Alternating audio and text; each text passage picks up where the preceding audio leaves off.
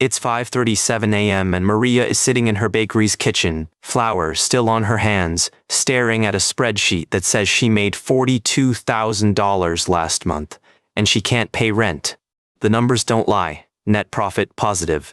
Cash account balance $312. 312. Irsanki $112. How does that happen? This is small business signals. And today we're talking about the gap that kills more businesses than bad products, bad marketing, or bad timing combined. Here's a number that should keep you up at night. 82% of small business failures aren't caused by lack of profitability. They're caused by running out of cash. Not because the business model failed, not because customers stopped showing up, because the money coming in arrived 60 days after the money going out. The timing gap. That's what we're unpacking today. And more importantly, what you can actually do about it before it catches you. Let's start with what changed. Because 2026 isn't like 2024. The landscape shifted, and it shifted fast. In 2024, 57% of small business owners said profitability was above expectations. Things felt good. Momentum was real. By 2025, that number collapsed. Only 30% of small business owners reported profitability above expectations. A 27-point drop in a single year. But here's where it gets confusing. Businesses weren't necessarily losing money, they were making money, on paper. The profit was there. The cash wasn't. As of Q4 2025, the top concerns for small business owners were inflation at 31% and cash flow at 29%, nearly tied at the top. Think about that. Business owners weren't losing sleep over competition. They weren't worried about finding customers. They were worried about having enough cash to survive until the customers paid. 77% of small businesses experienced challenges with rising costs in 2025, and 52%, more than half, struggled with paying basic operating expenses. Now, here's the trap that catches the successful ones, the ones who should be winning. You land a big contract, and you celebrate. You should celebrate. It's good news. But that contract means buying more inventory, hiring help, paying for supplies, shipping, materials. All of that goes out immediately. Meanwhile, payment collection times have stretched. Corporate buyers now routinely pay in 60 days. Many push it to 90. That's 3 months between delivery and payment. So you're paying your suppliers in 30 days because they require it, and collecting from your customers in 60 to 90. That gap, that's the working capital trap. A business can be profitable on paper and still run out of cash. In 2026, working capital pressure remains one of the most common reasons businesses fail, even when sales are strong. Let me put this in real terms. Say you're a manufacturing shop. You get a $50,000 order. Great news, right? To fulfill it, you need $25,000 in materials. You pay that in 2 weeks.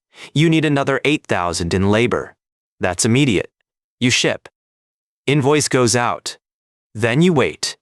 60 days later, maybe 90, the check arrives. In the meantime, you're out $33,000, and your rent is due in 15 days. Rapid growth creates working capital challenges. As sales increase, so do the costs of delivering those sales. More stock, more staff, and expenses rise before the cash comes in. This is why growth can kill you, not failure, success.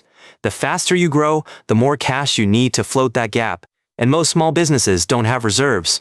49% of small businesses struggled with uneven cash flow in 2025. Not occasional inconvenience, consistent, structural unevenness that threatened operations. And you might think, okay, get a loan, bridge the gap. That's what credit is for, right? Here's where 2026 makes it worse. Access to credit is more expensive in 2026 than it's been in over a decade. Interest rates on small business loans, lines of credit, and merchant cash advances are all higher than 3 years ago. So the old playbook, borrow to bridge, costs more than it used to, sometimes a lot more. Some businesses are paying 14 to 35% on emergency financing. That's not a bridge. That's a trap with an entrance fee. So what do you actually do? Let's get practical. First thing, build a 13-week rolling cash flow forecast, not a profit projection. A cash forecast, money in, money out, by week. Every single week. You might want to update this forecast every week with actual numbers. What really came in? What really went out? Your projections will get more accurate as you practice. Consider renegotiating payment terms with your largest customers. Even moving from net 60 to net 45 can transform your cash position. 15 days matters. Another approach many businesses find helpful: require deposits on large projects. 25 to 50% upfront covers your immediate costs and reduces receivables risk. One thing research consistently shows: establish a credit line before you need it. Approval takes weeks. Banks tend to lend when you don't need money, not when you're desperate. Here's a mindset shift that can save your business. Separate profitable from cash flow positive. They're not the same thing, not even close. Many businesses only review their P&L monthly, but research suggests running both your P&L and your cash flow statement regularly helps you see problems weeks earlier. Think of it this way. Your P&L tells you if your business model works. Your cash flow statement tells you if you'll survive long enough to prove it. For slow-paying customers, many businesses consider invoice factoring. You sell the invoice at a 2 to 5% discount and get cash immediately. It's not a last resort, it can be a strategic tool. Now, I want to be clear. What works for a 10-person service company might be completely wrong for a solo e-commerce operation. The principle holds, but the execution is yours to adapt. The Federal Reserve found that 44% of small businesses struggled with weak sales, but 49%, a larger group, struggled with cash flow timing. The timing problem is bigger than the demand problem. So here's where I want to pull back and give you the bigger picture, because this isn't just about spreadsheets. It's about understanding what kind of game you're playing. Running a small business is two games at once. The profitability game, can you make money? And the survival game, can you stay alive long enough to collect it? Most advice focuses on the first game. Grow revenue. Cut costs. Improve margins. And that's all real. But 82% of failures happen in the second game. 82% of small businesses that fail do so because of cash flow problems. Not bad products, not lack of customers. Cash flow timing killed them. The businesses that survive, not just the profitable ones, but the ones that last, they obsess over cash position. They treat cash flow forecasting like oxygen. If this is resonating with you, and honestly, if you've ever done that late-night rent calculation in your head, hit subscribe. We cover this stuff every week. Real signals. No fluff. Here's a framework many businesses find helpful. The weekly cash meeting. Every Monday, 15 minutes. Just 3 questions. What's our actual cash balance right now? Second question. What's expected in this week? What invoices should pay? What deposits should clear? Third. What's going out this week? Rent, payroll, supplier payments? 15 minutes every week. That simple practice tends to catch problems 2 to 4 weeks earlier than monthly reviews. Early warning is everything in cash flow. Let me tell you about the business owner who taught me this. His name was Carl. Ran a cabinet shop in Ohio for 23 years. Carl never made more than $400,000 a year in revenue, but he never missed payroll, never bounced a check, never had to close his doors for a single day. You know what Carl said when I asked him his secret? He said, and I remember this exactly, I know where every dollar is sleeping tonight. Every night. That's the whole trick. That's not poetry. That's operations. Knowing where your cash is and where it's going isn't about being nervous. It's about being in control. The data backs this up. Businesses that forecast cash flow weekly, not monthly, weekly, tend to have significantly better survival rates to economic pressure. And look, I know this feels like one more thing to do. You're already wearing 17 hats. I get it. But here's the thing. The businesses that don't make time for cash flow management, they end up with all the time in the world because they're closed. So here's my ask. This week, just this week, try the 3-question check-in.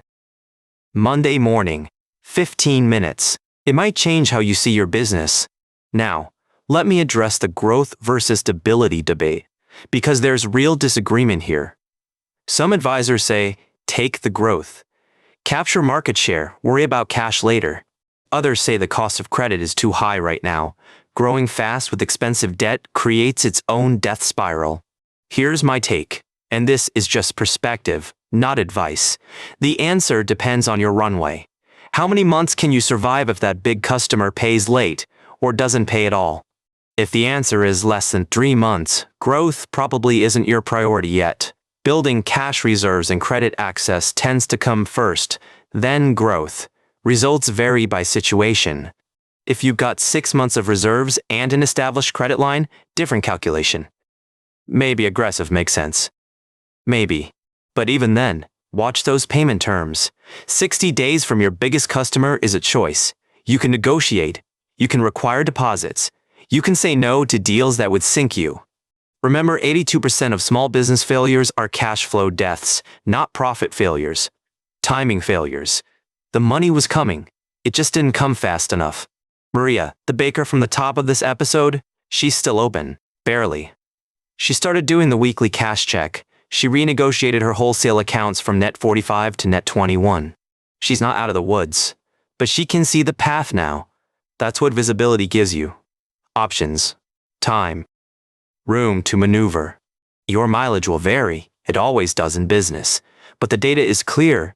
The businesses that survive aren't always the most profitable. They're the ones that know where every dollar is sleeping tonight. This is small business signals. Cash flow isn't glamorous, but it's the difference between businesses that dream and businesses that last. See you next week. Remember, this content is for informational purposes only and is not financial advice.